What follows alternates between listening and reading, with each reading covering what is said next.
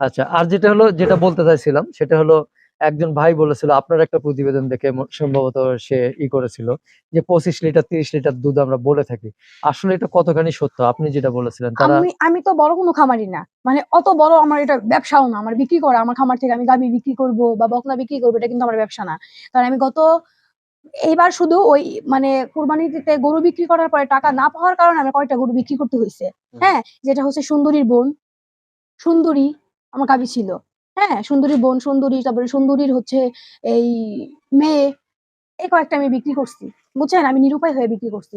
তাও আমি ভিডিও ছাড়ার সাথে সাথে সবাই মানে এতটা আগ্রহের সাথে কিনছে যেটা আমি নিজেও ভাষায় প্রকাশ করতে পারবো না। হ্যাঁ, তো এটা আমার বিক্রি করার মূল উদ্দেশ্য না। আমার মূল উদ্দেশ্য হচ্ছে আমার খামারে যে জাতগুলো থাকবে আমি অনেক কষ্ট করে, কারণ বাংলাদেশে ওয়েদারে ভালো জাত খাপ খায় না, আমি অনেক কষ্ট করে এগুলাকে নিয়ন্ত্রণ করি। মানে যখন দেখা যায় মুখ কালো তখন আমি চিকিৎসা শুরু করে দেই। এই কারণে আল্লাহর রহমতে আমার খামারে যে কয়টা জাত আছে খুব ভালো। এখান থেকে আমি চাই এই বকনার থেকে আমি গাভী তৈরি করতে। হ্যাঁ, এইখানে আমার একজনকে বইলা বা এটা আমার দরকার না। আমি চাই সবসময় ন্যাচারাল বাস্তব জিনিসটা তাদের মাঝে তুলে ধরার জন্য। আমি তাদেরকে আরো না করি যে এরকম এরকম আপনারা করবেন না, করলে আপনারা বিপদে পড়বেন। এরকম কেন হবে? বাংলাদেশে অবশ্যই আমি আমার খামারে যেহেতু 35 লিটার প্লাস আমি দুধ পাইছি, অন্য অন্য খামারে বড় বড় খামারে অ্যাভেলেবেল আছে, এটা আহামরি কিছু না, এটা আছে। কিন্তু 70 লিটারের কখনো শুনি নাই। কিন্তু 70 লিটারের সিমেন্ট আমার একটাকে দেওয়া হয়েছে, সেটা বাহিরের সিমেন্ট, মানে বাহিরের সিমেন্ট। ওইটা হচ্ছে ওর মায়ের দুধের রেকর্ড হচ্ছে 70 লিটার, এটা আমার খামারে দেওয়া হয়েছে, কিন্তু এটা তো আমি বাস্তবে চোখে দেখি নাই। এটা আপনার ওই যে কোম্পানিতে দেয়, আপনার এসিআই কোম্পানির আছে। আমার কাছে তো ভুল নম্বর আছে, দাঁড়ান 1 মিনিট থাকেন, আসতেছি। এটা হচ্ছে আমি আপনাদের জন্য রাখছি, এটা আমি আপনাদেরকে দেখাবো। হ্যাঁ। হ্যাঁ, আমি এটাকে যদি একটু দেখাই, এটা হচ্ছে আপনার এসিআই কোম্পানির। হ্যাঁ, এসিআই কোম্পানির আপনার হচ্ছে, আমি এটা একটু বলি, এই সার নম্বরটাও ছিল এই কাঠির মধ্যে, সার নম্বর গুলাও থাকে, সারের নাম, সার নম্বর। এটা না আমি বলি, এটা আমি কোম্পানিকে ভাইরাল করতেছি না, যেটা অরিজিনালি সেটা। কারণ হচ্ছে এই কোম্পানির সিমেন্ট আমি আমার খামারে ব্যবহার করে থাকি। যদি এই বাচ্চাটাকে দেখেন, এটা এসিআর বাচ্চা। হ্যাঁ, এটা এসিআর বাচ্চা। আপনি যে ইয়েকে এটা দেখলেন, বয়স কতদিন? এটা আপনার 14 মাস হবে, 14 না মাস 15 মাস হবে, 14-15 মাস। 14-15 বীজ মাস দেওয়া হয়েছে আবার। বীজ দেওয়া হয়েছে। হ্যাঁ, আমার খামারে এটা 14 কি মাস। প্রথম হিটের? মানে প্রথমবার একবার হিটে আসছে, দেই নাই, দ্বিতীয়বার দিয়ে দিছি। আচ্ছা আচ্ছা, তার মানে 14 মাস, মাত্র 14-15 মাস। হ্যাঁ, তার মানে ওর গ্রোথে কিন্তু বলা যাচ্ছে যে আসলে পার্সেন্টেজটা ভালো পেয়েছে। ওর গ্রোথ আরো থাকতো, আমি অত যত্ন করতে পারতাছি না। আর বডিটা দেখেন, এত বড় বডি, হ্যাঁ। বাচ্চা কোথায় পাবেন? সচরাচর পাওয়া যায় না। পাওয়া যায় কোনটা জানেন? মানে আমাদের জেনারেশনে ছোট হয়ে যায় বাচ্চাগুলা, যে মানুষের দিক দিয়েও গবাদি পশুর দিক দিয়েও। বুঝছে, আমি আমি ওইটা বলি, আমি এটা আগে একটু দেখাই। এটা হচ্ছে আমাদের প্রয়োজন জানার, যে আপনি আমাকে যে বললেন যে আপনি 70 লিটার পাইলেন কোথায়, তাই না? এটা হচ্ছে ওদের মায়ের রেকর্ড এরকম আছে। হ্যাঁ, মায়ের রেকর্ড এরকম আছে, এটা জানি নাই কিন্তু আমরা এটা, আর এটা কিন্তু আপনি গবেষণা চলে। এই ওই যে সিমেন্ট গুলা থাকে, এইগুলা কিন্তু বাহিরের কান্ট্রিতে কিন্তু আপনার ওই যে এসির মধ্যে থাকে। এর জন্য আমাদের বাংলাদেশের এই বাচ্চাটা যখন জন্মগ্রহণ হয়েছে, কি হয়েছে জানেন? আপনার 5 দিনের মাথায় জ্বর হয়েছে, 4-5 জ্বর, শ্বাসকষ্ট। এইগুলা হচ্ছে এই ভালো বাচ্চাগুলো আমাদের বাংলাদেশে, কারণ প্রচুর গরম, বুঝছেন?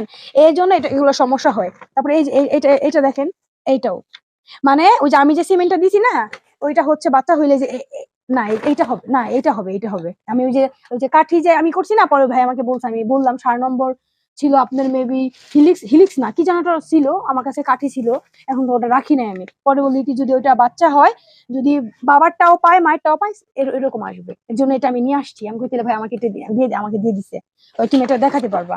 হ্যাঁ, এগুলা হচ্ছে বাহিরের কান্ট্রির এইগুলা। তো এই জন্য আর আমি যেটা নিয়ত করছি, কারণ হচ্ছে যে 70 লিটার কিন্তু আমি চোখে দেখি নাই, কিন্তু আমাদেরকে বলা হয়েছে বা এটা হয়, আমি বিশ্বাসে নিছি, কারণ এরকম তো হয় বাইরের কান্ট্রিতে, এরকম অ্যাভেলেবেল আছে 70 লিটার 65 লিটার দুধের রেকর্ড, এটা হামুরি কিছু না। কিন্তু আমাদের বাংলাদেশে ওয়েদারের জন্য এটা কিন্তু আমরা পাই না, তাই না?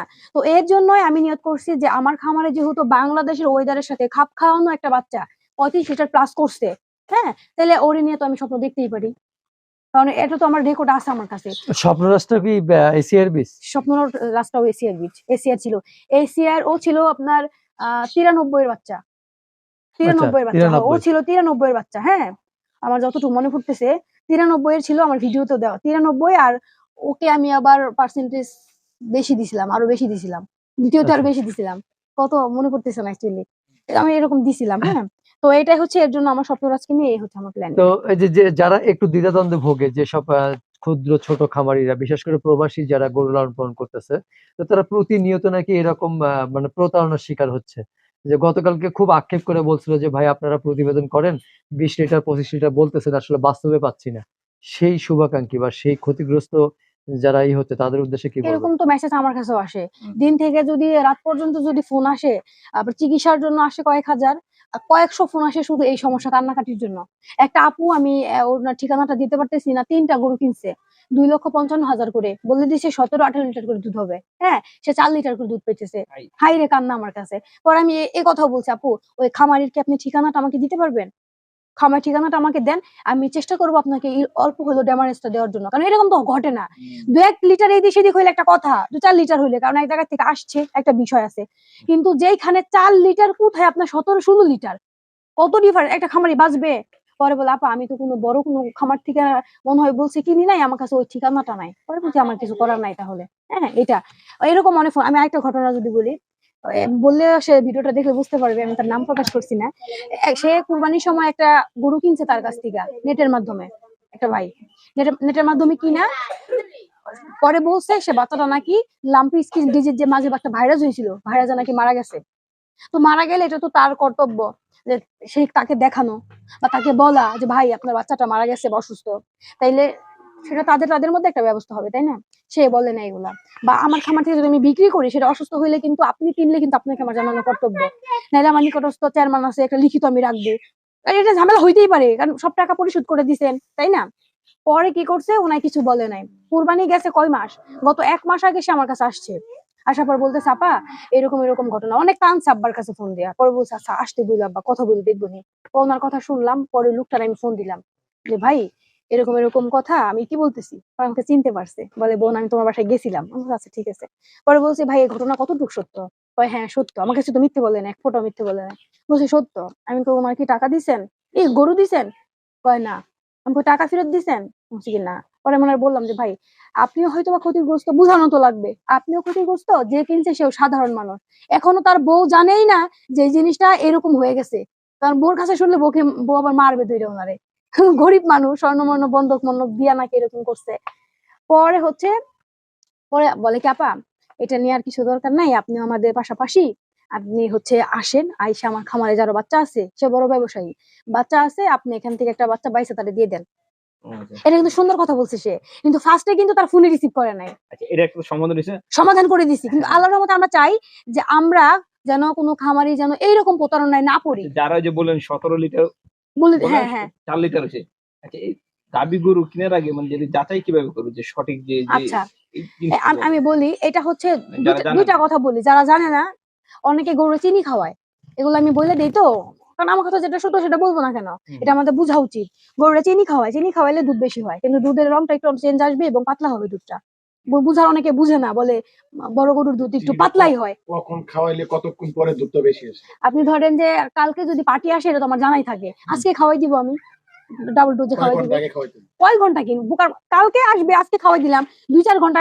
কারণ একটা খামারে যখন এগুলা করবে, তারা তো খামারের কাতারে পড়ে না, এরকম করলে দুধ বেশি হয়। কারণ কি চিনি খাওয়াইলে শরীরের রক্ত পানি হয়ে দুধে নামে, উলানটা বড় দেখা যায়, বুঝছেন? উলানটা অনেক বড় দেখা যায় এবং দুধের আমরা চিনতে পারি, আমাদের এরকম করতে পারবে না। আচ্ছা একটা গেল, দ্বিতীয়ত হচ্ছে ইনজেকশন আছে, বুঝছেন? এই ইনজেকশন দিলে আপনি যদি 1 সপ্তাহ তার বাসায় থাকেন, থাইকা দুধ দোয়ায় আনবেন, এরকম রেকর্ড আছে, আমি 1 সপ্তাহ ছিলাম, থাইকা দুধ দেখা পানায় ঠানায় আনছি, তবুও এরকম হয়েছে। এরকম হবে, আমরা প্রথমে জাত নির্বাচন করব। যদি আমরা জাত চিনতে পারি, আমরা যদি নিজে কখনো আমরা কি ওই অন্যের কথা নিব না, যে এত লিটার দুধ হয়, আমার চোখে যা বাজবে আমি তাই করব, বুঝছেন কথাটা? কারণ আমি এই যে আমি এটা কাছে আছে এটাকে দিয়ে বুঝাই, ওর মার 35 লিটার প্লাস আমি দুধ পাইছি। এই যে ওর যে জাতটা, তাই না? ওর যদি এইদিকে খেয়াল করেন, কোনো গলার কোনো দামন নাই, হ্যাঁ, এটা নর্মালি এতটুক থাকবে, গলা কিন্তু চিকন, গরুর তুলনায় মাথা ছোট, মাথা চিকন এবং লম্বা, তাই না? কান ছোট, বডির তুলনা দেখেন কান কত ছোট। দেখি গায়ের চামড়া দেখেন, এই যে পাতলা, একদম পাতলা, হ্যাঁ। আপনার এই যে লোম দেখেন, এই চিকন লোম, কিন্তু কোনো মোটা না। তাই আমি অত যত্নাতি করতে পারতেছি না, গোসলও করাইতে পারতেছি না, তাহলে আরোই হবে, হ্যাঁ। তারপরে পিছনের থেকে আপনি সামনের থেকে পিছনটা দেখেন, পিছনটা কত ভারী, মানে এটাকে বলে পাশ, তাই না? এই এটা দেখেন, এই পাজরটা, এটা দেখেন চলে গেছে একদম স্ট্রেট। এই পাজরটা দেখেন, এই যে স্পষ্ট বোঝা যাইতেছে, যত আপনার মোটা গরুই হোক, যেগুলো ভালো জাতের, এই বুকের পাজরগুলি স্পষ্ট বোঝা যায়, এই যে গোনা যায়, এই যে এই যে সার মোটা মোটা, এগুলো বোঝা যায়, এই যে, বুঝছেন? এগুলো হচ্ছে, আর ও তো হচ্ছে প্রেগনেন্ট হইলে জিনিসটা আরো জায়গা উঠবে ভালোভাবে দাঁড়াইলে বিষয়টা। এইগুলা হচ্ছে কিছু কিছু থাকে। তারপরে এইখানে যদি এই যে এই পাঁচটা থাকে, এই পাঁচটা ষাঁড় গরুর এটা একটা গোপনীয় বিষয়, এই পাঁচটা যদি থাকে ষাঁড় গরুর আপনার মাংস বেশি ধরে, এইটা থাকলে, হ্যাঁ। আর গাভী গরু এরকম থাকলে, কারণ উলানটাও এই পরিমাণে আসবে, ওর মায়ের উলানটা চলেন আমরা দেখাই, হ্যাঁ। তো এইগুলা হচ্ছে কিছু কিছু বৈশিষ্ট্য যা যদি আমরা খেয়াল করে কিনি, কখনোই কেউ ক্ষতিগ্রস্ত হবে না।